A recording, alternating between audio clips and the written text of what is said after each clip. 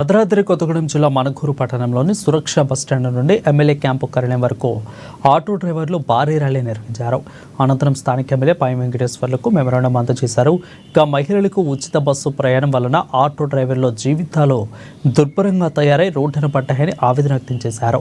Auto డ్రైవర్లు కుటుంబాలను పోషించే పరిస్థితి లేదని, మహాలక్ష్మి పథకంను సడలించాలంటూ నినాదాలు చేశారు. ఈ సందర్భంగా ఆటో డ్రైవర్లు మాట్లాడుతూ మహాలక్ష్మి పథకం వచ్చినప్పటి నుంచి ఆటోలు నడిపించే పరిస్థితి లేదని ఆవేదన వ్యక్తం చేశారు.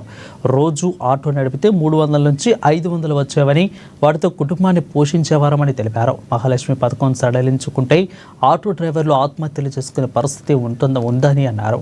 లేదంటే దశల వారీగా రాస్తారోకోలు, ధర్నాలు నిర్వహిస్తామని హెచ్చరించారు. ప్రభుత్వం ఏర్పడిన తర్వాత మహాలక్ష్మి పథకం ఇప్పుడు తీసుకొచ్చారు. ఆటో డ్రైవర్లకు, మ్యాజిక్ డ్రైవర్లకు అది శాపంగా మారింది. ఈ రాష్ట్ర వ్యాప్తంగా ఈ ఆటో డ్రైవర్ల మీద జీవనోపాధి దాదాపు 10 లక్షల మంది జీవనోపాధి పొందుతున్నారు. ఎప్పుడప్పుడు మహాలక్ష్మి పథకం రావడం ద్వారా ఆటో డ్రైవర్ల బతుకు దారుణ పరిస్థితి ఉంది. చాలామంది ఇప్పుడు ఎక్కడున్నా కానీ, ఏడున్నా కానీ ఆటో డ్రైవర్కి సమాచారం ఇస్తే ఎలాంటి పరిస్థితి రోడ్డు లేకున్నా కానీ వాళ్ళ ఇంటికి క్షేమంగా తీసుకెళ్ళేది. సంవత్సరానికి 12,000 అన్నారు. అది కాకుండా నెలకు 2,000 రూపాయలు వెంటనే మంజూరు చేయాలి. ప్రమాదంలో జరిగిన ఆటో డ్రైవర్లకు తక్షణమే ఎగ్జిక్యూషన్ కింద ప్రధాన మా డిమాండ్లు ఏంటంటే ఉచిత బస్సును సడలించాలి. మా గవర్నమెంట్ ఇస్తున్న 12 రూపాయలను తక్షణమే అమలు చేయాలి. ప్రమాద బీమా 5 లక్షల తక్షణమే అమలు చేయాలి. ఉచిత బస్సును సడలించి ఆటో డ్రైవర్లను ఆదుకోవాలి.